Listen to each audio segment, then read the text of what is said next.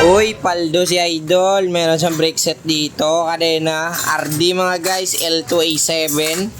Meron din siyang cogs. So, banbok ang iya nga cogs. Meron rotor disc man. Kag are. Are ang iya nga gusto ipatakod gido. So, kailangan natin bungkagin yan mga guys. Babalik natin yung spokes niya. Pero yung hub niya, rotor, tatanggalin na natin yan. So, babaklas muna si Boyalo Black ng kanyang, ano na to, kadina. So, amo na yung unit natin, trings. So, 27.5. So, kailangan natin munang bungkagin yan. So, tara, samahan nyo kami. Wala ka, wiling. Ha? Uli na, bili nga din. Waya, kasli. Bila to. Excuse me, hawakan mong bike ka. No, bila pa. Ito pa. Para. Tanggal. Kabila pa. Okay, angat mo. Okay, kabila. Angat mo din. Ayun, kumapit sa railer. Yo. Nice one, boy. Ang galing mo, boy.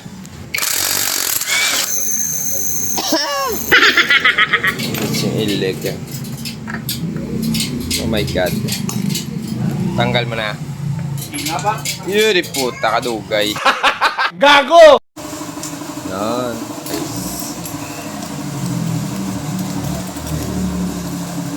Goodbye sa Shimano nga tokton. Goodbye sa mechanical.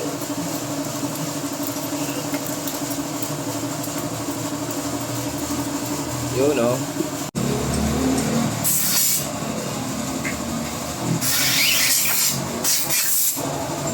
Bilang eh.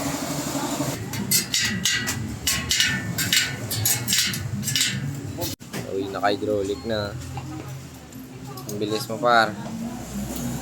Tapos yung dito, yung rear driller. Nakabit na yung A7 niya. Ito na lang yung hindi nakabit.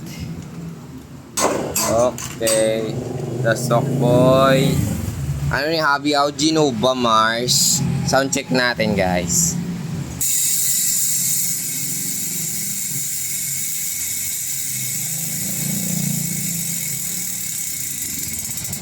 Grabe, parang may preno.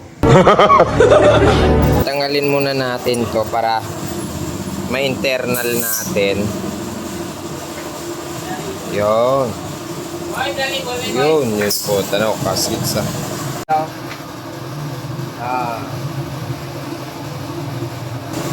Sound check na ba eh?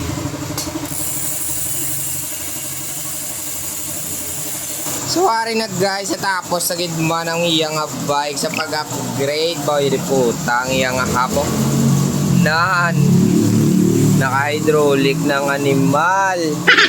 Okay, syempre yung likod niya, bagong cogs, bagong kadena na. Sound check muna natin to. Mayara guys. So, kita nyo naman. Isang tao naman ang sumaya ngayong adlaw. Maraming salamat. God bless. Hanggang dito na lang.